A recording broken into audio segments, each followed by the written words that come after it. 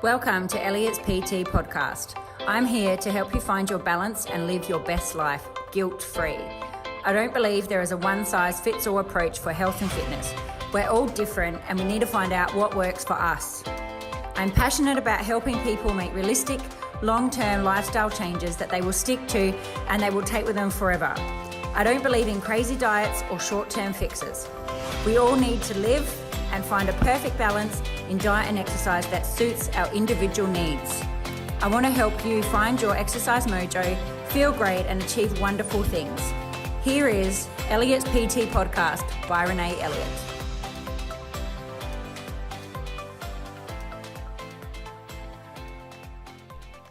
Hello, and welcome back to another day. So today we want to talk about making sure your habits are realistic and how you can start implementing them in your lifestyle. So I want you to start thinking, when we're starting out a new habit, it's really important to ensure that your habit you want to create is realistic. So if we're thinking about habits and we're wanting to do things and they actually don't fit within our belief systems or anything like that, it's not going to work and you're not going to achieve it. So this is a really important aspect to start to think about when we are looking at creating our new habits and how we can implement them. So yesterday we wrote down 12 new habits that you wanted to implement. So I want you to re-look at them and write them down in order of what is most important to you and what you would like to tackle first. So when you're thinking about this, I want you to start with how you're feeling in your guts. I am really big on my gut instinct and what is kind of exciting you the most and what is going to give you. So the two things I want you to think about is what is exciting you the most and what is going to give you the highest reward. So when you're writing, you can pause this. When you're writing, when you're getting those 12 new habits, I want you to number them in order, and we want to do the ones that we want to tackle first, ones that are most exciting and ones that are going to give you the highest reward. Now that you've done that, hopefully you pause me and then you did it, and then we've come back. I want you to think about what is your why. Now, this is a really important part that lots of people miss out on. So your why is this deep internal motivator that we have. So it's the thing that it's truly what we want to get out of life. So every single person, they have a deep motivation that fuels their life in the grand scheme of things. So if you keep questioning why do you do these things, you will eventually find your own personal why in life. So if you don't know what your why is, I have some questions that I'm going to ask you, so then you will be able to hopefully understand your why. Really makes you think about what you truly want out of life. And some questions to ask yourself is, why do I do this? Why do I value one thing over the other? Why am I stressed out? So what causes you to be stressed out? And why am I not happy when something happens? So when you're thinking about this, I want you to keep asking yourself the same questions, because generally when we keep asking yourself the same questions, the answer kind of will keep popping. You might see a similar answer, and that could be your why in life. It can make you unhappy if your current situation in life doesn't align with what your why is. So answers to your why could be things like, or a combination of, to leave a legacy, we want success, I want to feel loved, I want to have a positive impact on my life, I want to provide for my family. So I want you to really think about what your why is. So it is that deep internal motivator that we all have. So thinking about, why do you do certain things? Why do you go to work? Why do you play sport? Why do you go to the pub? And what is truly important to you? So now we want to start digging a little bit deeper and really working out what that real internal motivator is. So there's a surface motivator, but we want to dig deeper. So for me, my personal why, and this is what motivates me to do everything and to keep me where I am. And that's why I'm saying we don't want to rely on motivation. You want to understand your why, and why am I wanting to create new habits? Why do I want this to work for me? So it's this internal. So my personal why is that I want to make sure that I age as well as I can, and I feel that the stronger and the fitter I am, that I will be able to age as well as I can, and whatever life throws at me, I'll be able to deal with it better. So that is my why. That motivates me to eat well. It motivates me to exercise. It motivates me to lead my life the way I do. I don't feel like I'm struggling. I don't feel like I'm missing out on anything. This is why I choose to do the things I'm doing. So I want you to start digging a little bit deeper and ask yourself these questions. So why do I work every day? So why do you work, or why do you do whatever your daily tasks are if you don't work? Okay, so pause these and write these into your workbooks or in your journal. So what do I value? Question number 2, what do I value the most?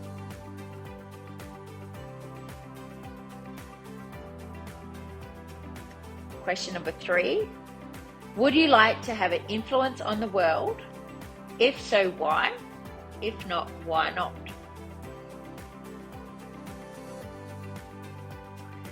And question number 4, why is this important to me?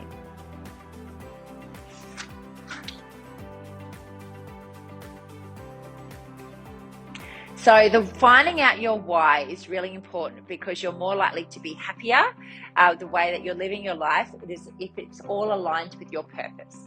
So these habits we're wanting to create, I'm wanting to make sure that they're realistic. I want to make sure that they align with your why. So when we've written out these 12 new habits, do they all align with your why in life? So why? What's the things that what's your purpose? What's the thing that you really want to get out of life?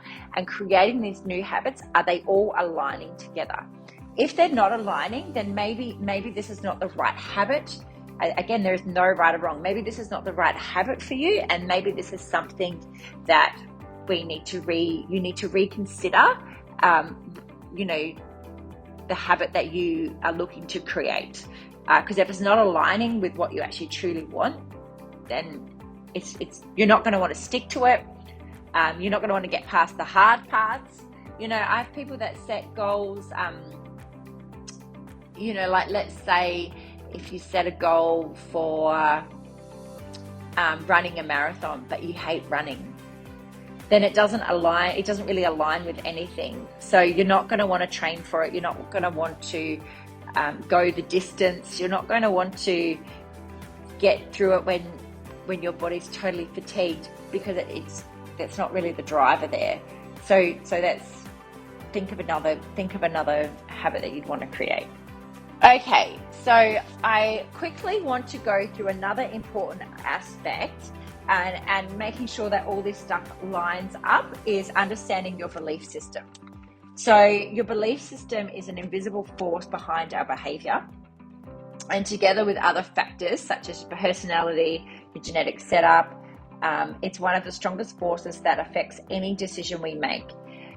As humans, we accumulate thousands of beliefs throughout our lifetime, and they can generally come from the environmental side of things.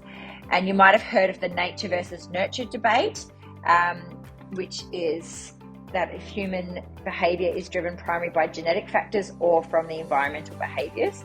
So the ultimate goal of any belief system is to ensure human survival and the passing on of your genes. So I want you to think about what are some of your belief systems or your core beliefs, and they are at the very center of your own sense of self.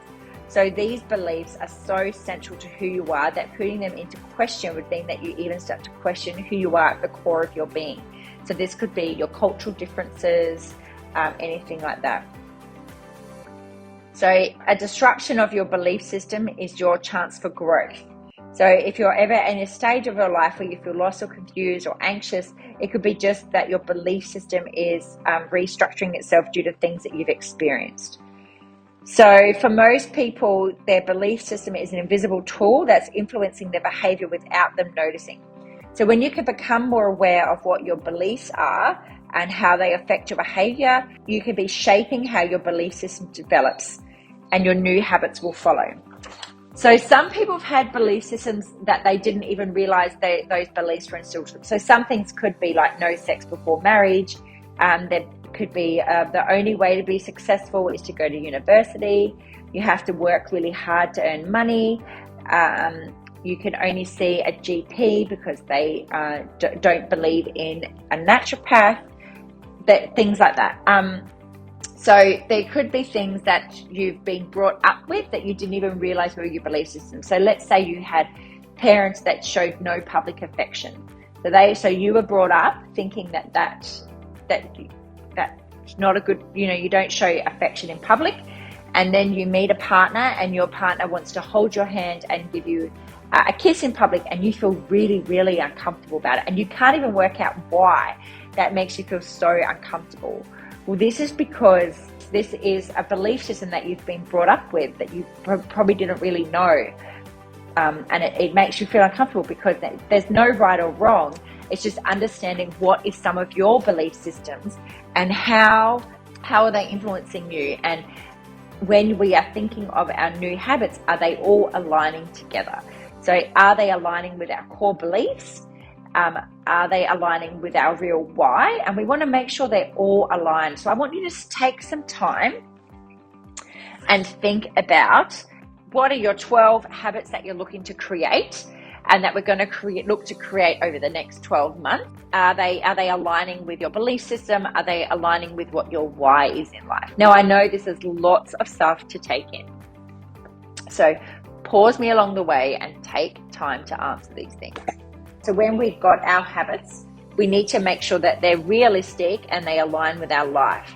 Because I have people that come to me and they set goals, and the big thing is that you set goals, or you set out to do things, but it has an end date. I don't like having an end date because I feel like if we have an end date, then it's got to be something you can stick to for life. So I have people, they'll come and they'll say, for 8 weeks, I'm not going to drink any alcohol. And I'll say to them, well, are you going to not drink alcohol for the rest of your life? Or are you going to never eat any chocolate? They might say they'll cut out chocolate or sweets. Are you never going to eat chocolate for the rest of your life? No. Well, then it's not realistic. So it's not something you're going to stick to forever. So we need to work to tweaking it, because if it's not something you're going to stick to forever, we don't want to be implementing it. So then you look at other ways of how it's got to be realistic to how you want to live your life. It might take a longer time for weight to come off. It might take a longer time to create the habit, but you will stick to it because it's realistic. So it's really, really important. So some more questions I want you to think about when you're creating your new habit. So is your new habit simple?